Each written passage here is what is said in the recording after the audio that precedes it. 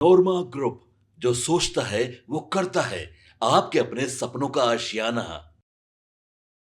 2025 में दो राज्यों में विधानसभा के चुनाव होने हैं। एक दिल्ली, जिसका की घोषणा हो चुका है, और दूसरा बिहार। इस पूरे साल चुनावी गहमा-गहमी में सबसे ज़्यादा चर्चा अगर किसी बात की रहेगी तो ये दो राज्यों की रहेगी। दिल्ली जो कि राजधानी है, तो दूसरी तरफ बिहार जो राजनीतिक राजधानी कही जाती है। आपको बता दें कि लोकतांत्रिक प्रक्रिया में छोटी छोटी बातों का भी बड़ा असर हो जाता है और निज़ाम बदल जाता है। दिल्ली का निज़ाम कौन होगा, इसका फैसला बिहार से होगा। दिल्ली में चुनावों के ऐलान के बाद आरोप प्रत्यारोप का दौर शुरू है। हमने आपको लगातार खबरों में बताया है कि किस तरह से बिहार अब दिल्ली में ट्रेंड करने लगा है, और बिहार ही क्यों, पूर्वांचल को लेकर के जिस तरह की बातें अब सामने आ रही हैं वो कई कहानियों को जन्म दे रही हैं।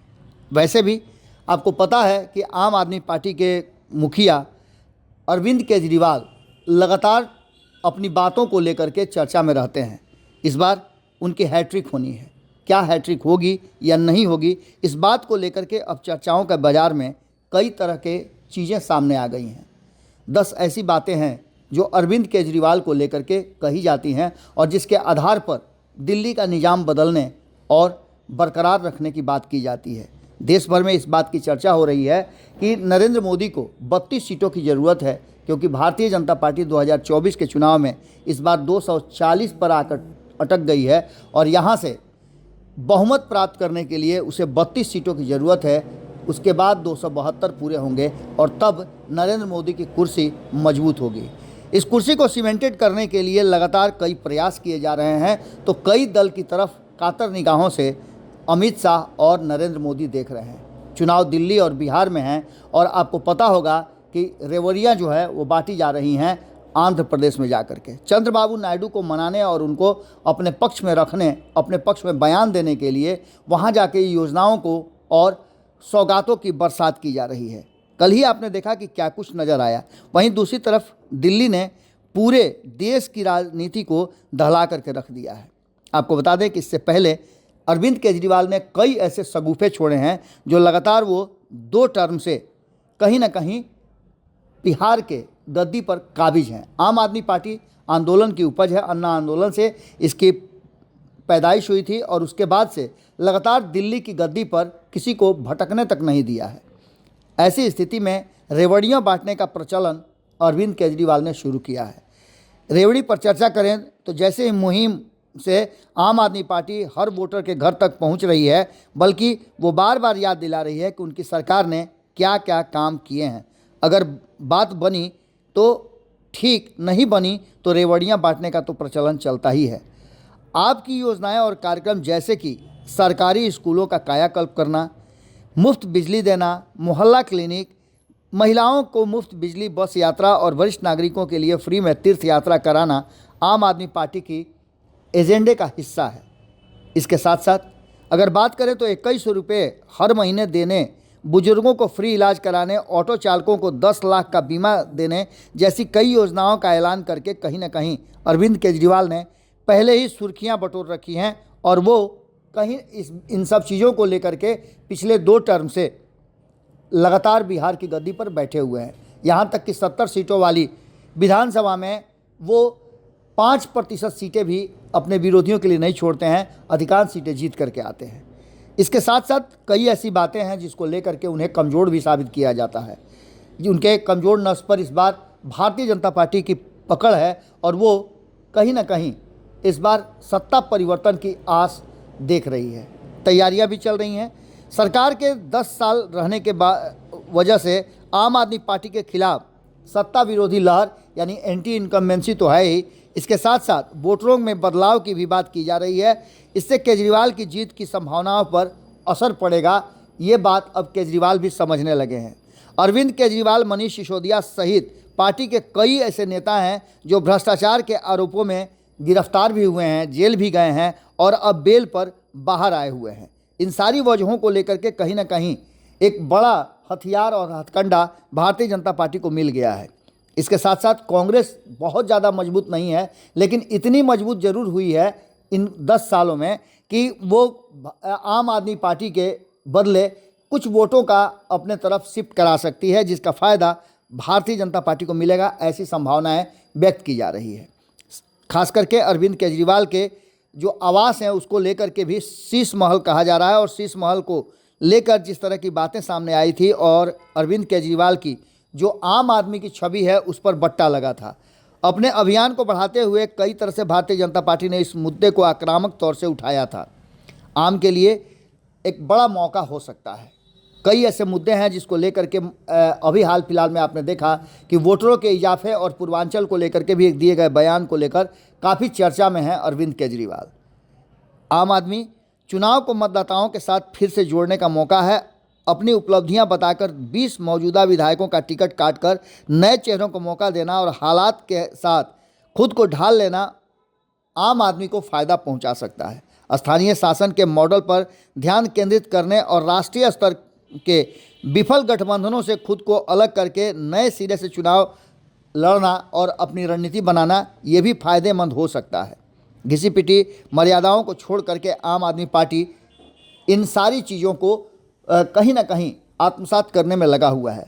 तो वहीं अगर आप बात करें, हम 8वीं बात की, तो खतरा भी कई हैं, लेकिन उससे पहले हम आपको बता दें कि पार्टी की आंतरिक कमजोरियों को दूर करने के लिए भी काफ़ी प्रयास किए जा रहे हैं। आपने देखा कि अरविंद केजरीवाल ने अपनी जगह पर आतिशी को मुख्यमंत्री बना करके कहीं ना कहीं एक बड़ा संदेश दिया था जिसका फ़ायदा मिल सकता है। तो वहीं आपको बताएं कि कई खतरे भी हैं जिसमें आम आदमी पार्टी के नेताओं पर लगे भ्रष्टाचार के आरोप, एलजी ऑफिस के साथ टकराव और अन्य कई फैसले हैं जो आम आदमी की विश्वसनीयता को नुकसान पहुंचा सकते हैं, और इसको कैश करने के लिए भारतीय जनता पार्टी पूरी तरह से कमर कस चुकी है। ऐसे में लोगों का भरोसा डगमगा सकता है और भारतीय जनता पार्टी इसका फ़ायदा उठा सकती है। तो वहीं खतरे की बात करें तो 10वां जो पॉइंट है उसके आधार पर अगर देखें तो भाजपा अपनी मजबूत प्रचार मशीनरी, प्रधानमंत्री नरेंद्र मोदी जैसे स्टार प्रचारक और कहीं ना कहीं जिस तरह की चीज़ें देखने को मिली है 10 साल में, उसको बदलने और नए तरीके से करने की बातें की जा सकती हैं। नहीं सहेंगे बदल कर रहेंगे जैसे नारों के साथ आम आदमी पार्टी के लिए बड़ा खतरा पैदा कर रही है भारतीय जनता पार्टी।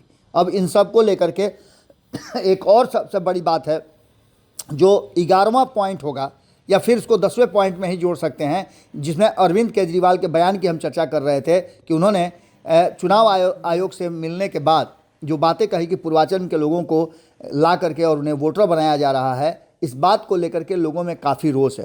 तो वहीं दूसरी तरफ आपको बता दें कि इस बार नरेंद्र मोदी ने जहां एक तरफ हिंदी पट्टी के लोगों को एकजुट करने के लिए हिंदी पट्टी को विशेष महत्व दिया है, तो वहीं दूसरी तरफ आपको बता दें कि साउथ को लेकर के और महाराष्ट्र को लेकर के, यानी कि सभी क्षेत्रों को जोड़ करके इस बार दिल्ली में अपनी जीत के लिए सभी को जुटाने और प्रचार तंत्र को मजबूत करने की बात की जा रही है।